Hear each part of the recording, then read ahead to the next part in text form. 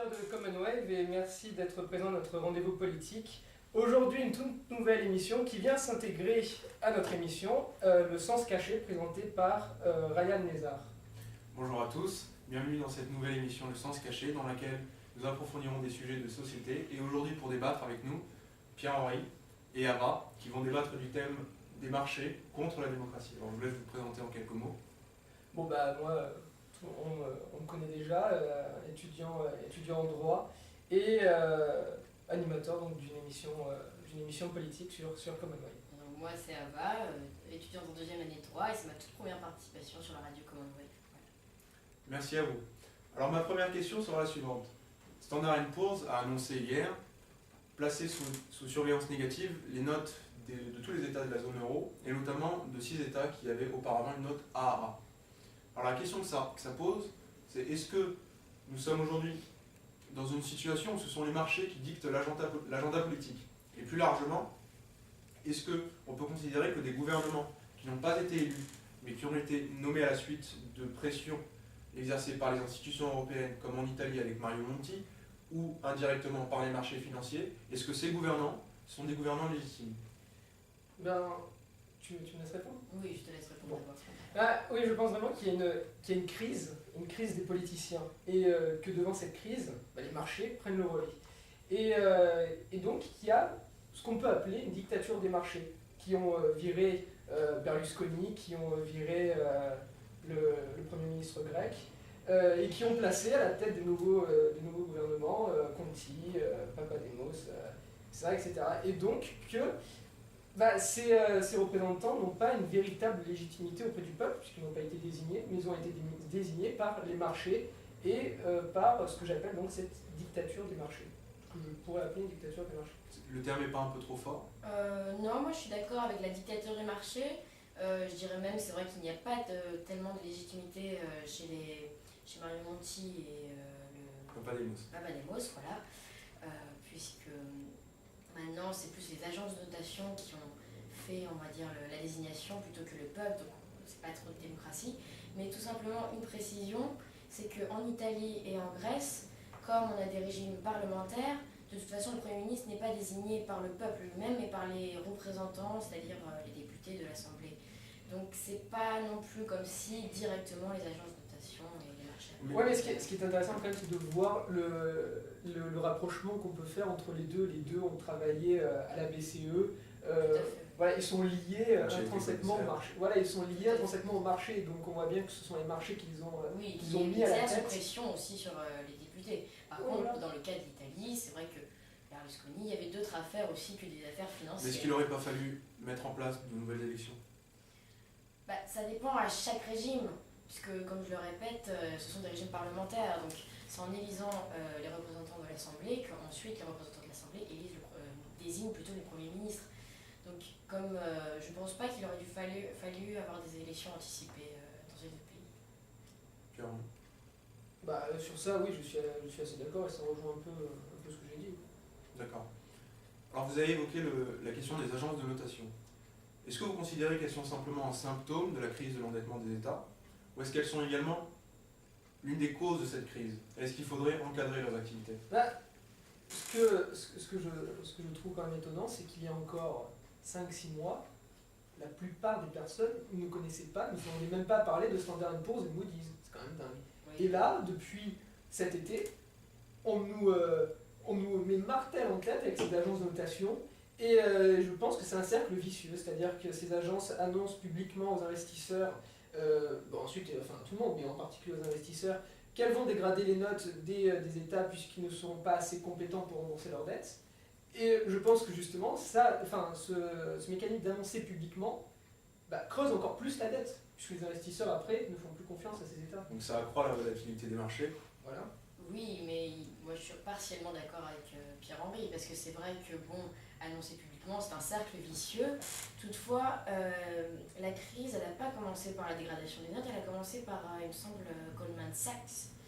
Et ensuite, ça fait très longtemps, dans le cas de la faillite de 2007, la faillite de 2008, il me semble, de Goldman Sachs. Non, de Lehman Brothers, excusez-moi, et d'ailleurs qui avait masqué les comptes de la Grèce. Mais je pense que il y avait déjà un problème avant. C'est pas depuis que les agences de notation sont là, entre guillemets, puisqu'elles ont toujours été là, ça fait des années, c'est maintenant seulement qu'on les dénonce. Mais ça fait longtemps, je pense, qu'on a des grands problèmes d'ailleurs socio-économiques en France et même dans d'autres pays. La crise, le chômage, ce qui est la conséquence qu'on martèle de la crise, ils étaient déjà là avant 2008, ils étaient déjà là en 2006, en 2004. Donc c'est pas non plus les agences de notation ne sont pas totalement la cause. Elles sont qu'un symptôme. Elles sont qu'un symptôme, voilà. Ce ne fait que la continuité d'un État qui ne marchait plus.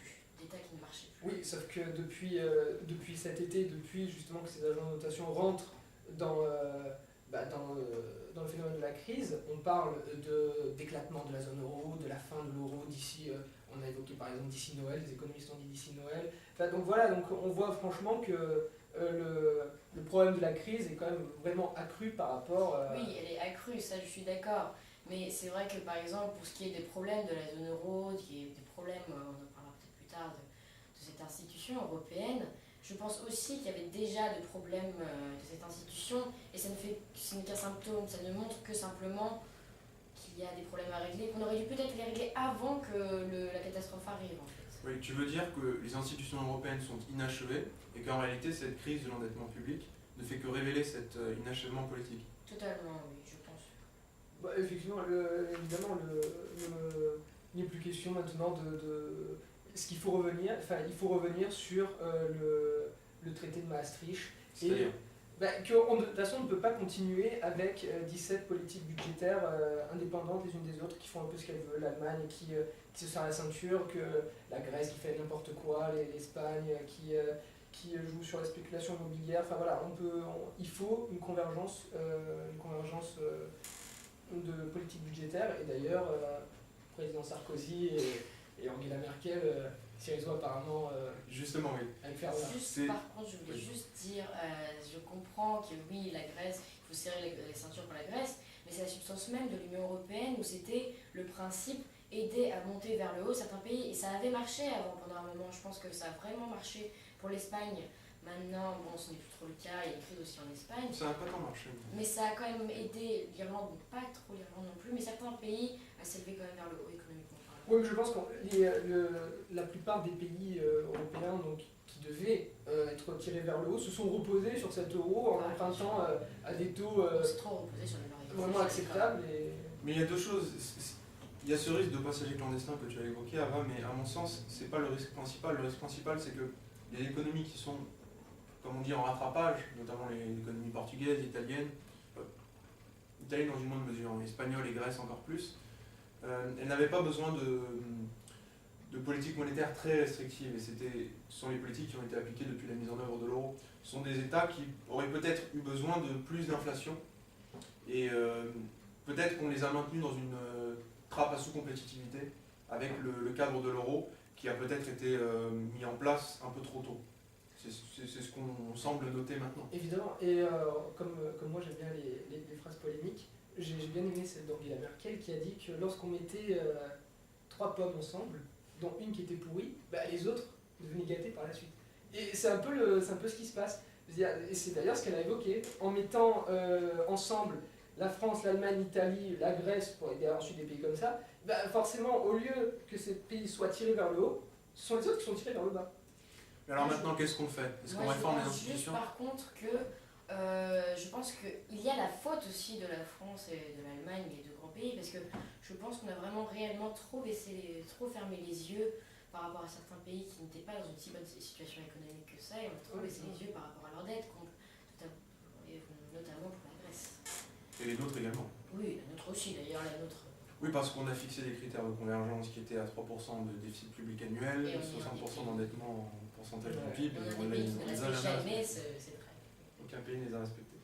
Alors que pensez-vous des propositions de nouveaux traités européens? Que pensez-vous par exemple de la proposition qui a été mise, puisque cela semble être le nouveau compromis, qui plutôt obligerait chaque État à faire voter dans ses constitutions une règle d'or budgétaire, et une règle d'or qui serait sanctionnée par les cours constitutionnelles nationales?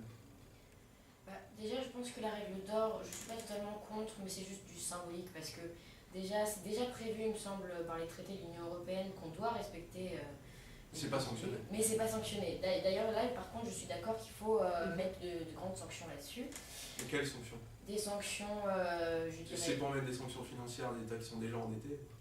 Non, mais des sections politiques, par exemple. Politiques, oui. Par exemple, concernant certains organes de l'Union européenne. Et aussi... Retrait de droit de vote? Peut-être pas retrait de droit de vote, parce que là, à ce moment-là, on est quand même... retirer le droit de vote, c'est quand même très extrême. Il faudrait voir, c'est vrai que là, pour l'instant, je n'ai pas de solution en tant que sanction, mais il faudrait réfléchir à des sanctions plus considérables pour les pays qui ne respectent pas la règle. Et concernant une deuxième chose, la règle d'or. Dans les règles d'or, il y avait un autre truc, c'était... Est-ce que les cours constitutionnels nationales devraient sanctionner la règle d'or? Le dépassement de cette règle? À ce moment-là, la France serait tout le temps sanctionnée, en plus. Oui. Forcément. Non, mais pour revenir après sur cette question de politique, ce qui m'étonne un peu, c'est que les États-Unis, dans leur coin, ont une seule politique économique pour tous les États, ont un protectionnisme assez fort. La Chine, pareil. L'Inde, pareil. Et alors, l'Union européenne, l'Europe, pas du tout. Pas du tout. On est ouvert aux quatre vents, on n'a aucun protectionnisme, on a chacun notre politique budgétaire, etc., etc. Donc je pense qu'il faut faire un État fédéral. Plus de fédéralisme. Beaucoup plus de fédéralisme. C'est pas ce qui est proposé. C'est pas ce qui est proposé. Non, c'est même pas du fédéralisme, puisque c'est vrai. Mais je pense qu'un jour, vraiment, l'Union européenne doit vraiment fixer au moins son régime, parce que l'Union européenne, c'est une espèce de mixte entre la confédération et la fédération. On est entre les deux, on n'est pas assuré, il n'y a pas de base solide. Et il faut donc vraiment assurer et faire des réformes là-dessus, totalement, même sur le processus démocratique de l'Union européenne, que d'ailleurs je ne trouve pas très démocratique pour ma part. Mais vous n'avez pas le sentiment que ce serait une perte de souveraineté pour la France? Ça ne vous dérangerait pas? Non, pas du tout, dans le sens où, justement, soit on fait une Europe solidaire, parce qu'on nous saoule aussi avec ce terme de solidarité, soit on est vraiment solidaire et donc... C'est le président Sarkozy qui a évoqué la solidarité et l'Allemagne qui a évoqué la discipline dans les révisions. Oui, certes, mais voilà, je veux dire, si on veut être soi-disant solidaire, je pense que chacun doit abandonner un peu de sa souveraineté, de toute façon ça va tuer personne, pour qu'on soit unis vraiment. Ou alors, effectivement, comme les... Donc une discipline budgétaire. Comme une discipline budgétaire, ou alors on fait comme les Allemands, beaucoup d'Allemands veulent, eux ils reviennent au Deutsche Mark, nous on revient au franc, et voilà, chacun dans son coin, et voilà, et après on se fait tous bouffer par les Chinois. Non mais je pense qu'à la fin... Belle raison. Voilà, donc je pense vraiment qu'à la fin il faut abandonner un peu de sa souveraineté. Attention, parce que si les électeurs du FN nous écoutent, PH va se faire trucider, je pense. L'abandon de la souveraineté, non, la souveraineté c'est important. Après il ne faut pas faire trop de nationalisme non plus. Mais je suis plus pour un système une vraie confédération de l'Union européenne, parce que là, c'est vraiment pas du tout une vraie confédération. Qu'est-ce que ça impliquerait? Qu'est-ce que ça impliquerait? Ça impliquerait à la fois une indépendance, comme ça impliquerait une espèce de groupe solidaire, mais tout en étant indépendant, parce que je pense pas que la France, l'Allemagne, qui serait plutôt à la tête de cette fédération Union européenne, comme on le propose, entre guillemets, je pense vraiment pas que ça va marcher, parce que c'est deux États qui sont tout aussi financièrement... bas.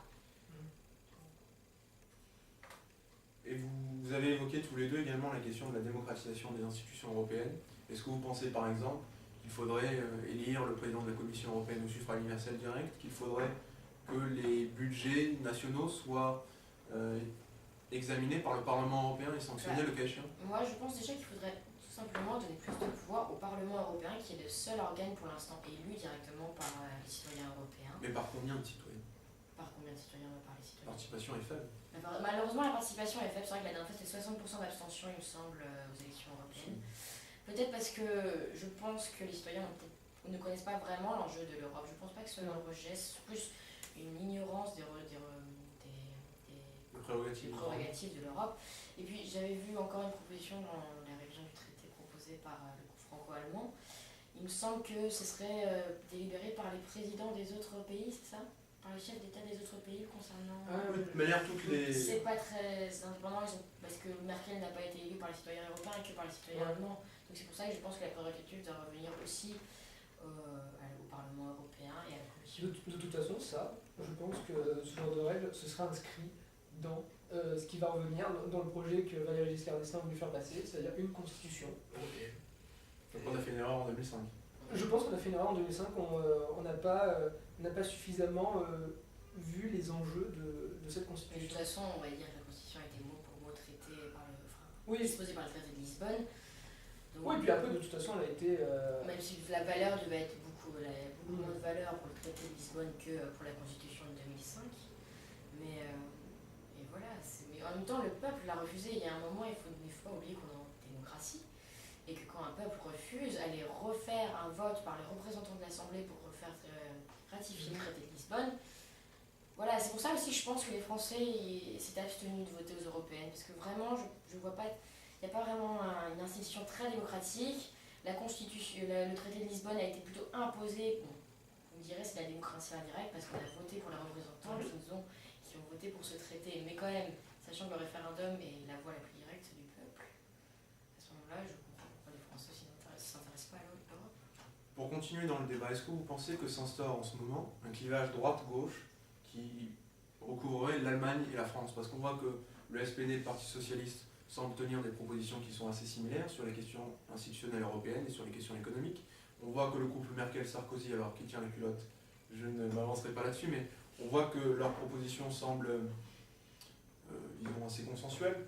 Alors est-ce qu'on pourrait demain imaginer, dans le cadre d'une alternative en France, une alternance plutôt en France et en Allemagne, une autre politique européenne? Franchement, ce que tu parles de clivage droite-gauche, je pense que ce clivage droite-gauche est creux. C'est-à-dire que de toute façon, soit la gauche ou la droite, il va bien falloir un moment s'intéresser au devenir de l'Europe. Et donc, je pense que le clivage va plus reposer sur les pro-européens ou les anti-européens. Et qu'on va dépasser ce clivage droite-gauche. Moi, pour ma part, je pense que non, ça ne changera pas énormément de grand-chose. Parce que le clivage droite-gauche n'est pas très défini, comme le disait Pierre-Henri, concernant les questions économiques et financières. Et puis bon, le SPD et le Parti Socialiste sont des sociaux-démocrates, entre guillemets, donc c'est plus de régulation du capitalisme. Or, le président Sarkozy a dit qu'il le ferait, enfin, dans son discours de Toulon il y a 2 ans, il me semble, c'est ça, Toulon il y a 2 ans. 3 ans, excusez-moi. Qu'il allait réguler. Il faut moraliser le capitalisme. Voilà. Donc c'est pour ça que le clivage est devenu beaucoup plus flou depuis ce discours. Oui, mais par exemple, les deux partis socialistes portent la proposition d'euro-obligation, ils portent la proposition de taxe sur les transactions financières. C'est pas à l'ordre du jour aujourd'hui.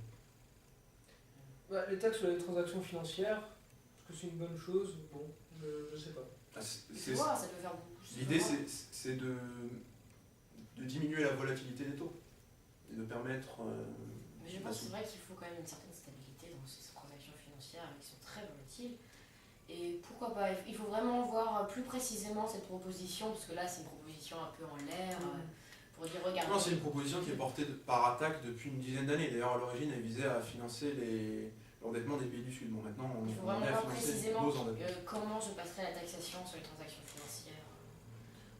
C'est simplement imposer un taux de taxation qui aurait été de 0,05% à toutes les transactions qui sont effectuées sur du court terme. Au premier abord, je ne dirais pas non, mais il faut voir à long terme aussi, c'est ça. Est-ce que les marchés vont être déstabilisés par tout cela? Je ne sais pas. Alors pour conclure ce débat, j'aimerais vous poser une question un peu plus large. Est-ce que vous pensez qu'aujourd'hui, on est en train d'assister à une crise de confiance dans la politique? Eric Woerth, qu'on recevait récemment, nous disait qu'en fait la politique avait toujours été contrainte par ces mécanismes financiers, par le droit notamment. Mais est-ce que vous ne pensez pas qu'aujourd'hui, la contrainte des marchés contre la démocratie est encore plus prégnante? Et qu'est-ce qu'il faudrait faire pour relégitimer la politique? Interdire le cumul des mandats? Assurer une meilleure représentativité? C'est vrai que je pense qu'il y a une crise politique ces temps-ci aussi, qu'il y a une crise économique. Rien qu'en voyant les intentions de vote pour Marine Le Pen, qui est contre justement, parce que la grande idée de Marine Le Pen, c'est d'être contre ce système politique. Quand on voit les intentions de vote, bon, c'est pas définitif. C'est vrai qu'on peut se dire qu'il y a une crise. Et je pense que les solutions qui ont été malheureusement un peu... Une crise qui dure, alors. Une crise qui dure, politique. Mais je pense que cette crise politique, ça fait longtemps qu'on y est, c'est juste qu'elle a été beaucoup cachée. Je pense que c'est pas nouveau, c'est pas depuis non plus 2008, je pense qu'elle était depuis longtemps, juste un peu plus cachée, les gens ne la voyaient pas. C'est quoi? C'est le sentiment d'être coupé des élites? Je pense qu'il y a le sentiment d'être coupé des élites, surtout pour les classes sociales défavorisées. Et qu'est-ce qu'il faudrait faire pour remédier? Qu'est-ce qu'il faudrait faire déjà quand on leur dit rigueur, mais c'est mon interprétation, je comprends qu'elle soit un peu mauvaise pour vous, Quand on voit que quand on voit que la rigueur est plus souvent imposée aux classes défavorisées et pas aux classes plus riches, bon, le bouclier fiscal va être peut-être enlevé ou il a déjà été enlevé, je ne sais plus. Mais juste avant la crise, il est dans la loi de finances. Il est encore dans la loi de finances parce que voilà. Il est prévu qu'il le bouclier fiscal. On voyait qu'il y a le bouclier fiscal qui avait été mis avant la crise qui perdure apparemment donc maintenant encore. C'est vrai que dans les classes sociales défavorisées, je pense qu'on doit vraiment se sentir coupé des élites. Et pour les solutions proposées, le cumul des mandats, je suis contre le cumul des mandats. Malheureusement, c'est encore tabou, à gauche et à droite. Tu penses? Je pense que c'est encore tabou. Oui. C'est parce que malheureusement, en fait, c'est pas une question de parti là. Personne n'aime ce qu'on trouve. Que ce soit du PC jusqu'au FN, ils aiment tous le cumul des mandats, ils nous ramèneront leur grande argumentation sur on est plus proche du peuple en cumulant les mandats, ce qu'il faut dire. Après, moi, pour revenir sur cette crise, évidemment, il y a une crise politique, mais je pense aussi qu'il y a une crise de société, comme tu l'as évoqué, avec les classes défavorisées et les classes élitistes, dans le sens où, depuis à peu près 20 ans, on est dans une société qui change, on rentre dans la mondialisation, voilà, c'est-à-dire qu'on change de mode de vie, et Est-ce que ça implique nécessairement des inégalités encore plus grandes? Je pense oui, parce qu'évidemment, dans un monde, enfin dans une société qui est plongée dans la mondialisation, évidemment les riches deviennent plus riches, et peut-être qu'effectivement... Et pourquoi ce serait inéluctable? Inéluctable, on le voit bien, par exemple les dirigeants des grands groupes ont beaucoup plus, ont des salaires beaucoup plus oui, mais importants. justement, on ne peut pas laisser les inégalités grandir comme ça, laisser les pauvres s'appauvrir, les riches s'enrichir. Non, mais je pense que ça reviendrait. Réguler tout cela. Je pense que ça reviendrait à l'équilibre petit à petit, je pense. Je pense que Moi, je pense qu'il faut des réformes vraiment pour rétablir l'équilibre. Ça ne reviendra pas petit à petit. Parce que si on continue dans ce système-là qui n'est pas régulé. Alors, je sais que la régulation, ça implique des moyens. Mais bon, je pense qu'on peut toujours trouver des moyens par-ci par-là, de l'argent par-ci par-là pour certaines réformes qui sont essentielles, je pense, à la société. Parce que sinon, ça ramène des crises politiques et économiques. Merci à vous, merci pour ce débat et à bientôt. À bientôt. bientôt.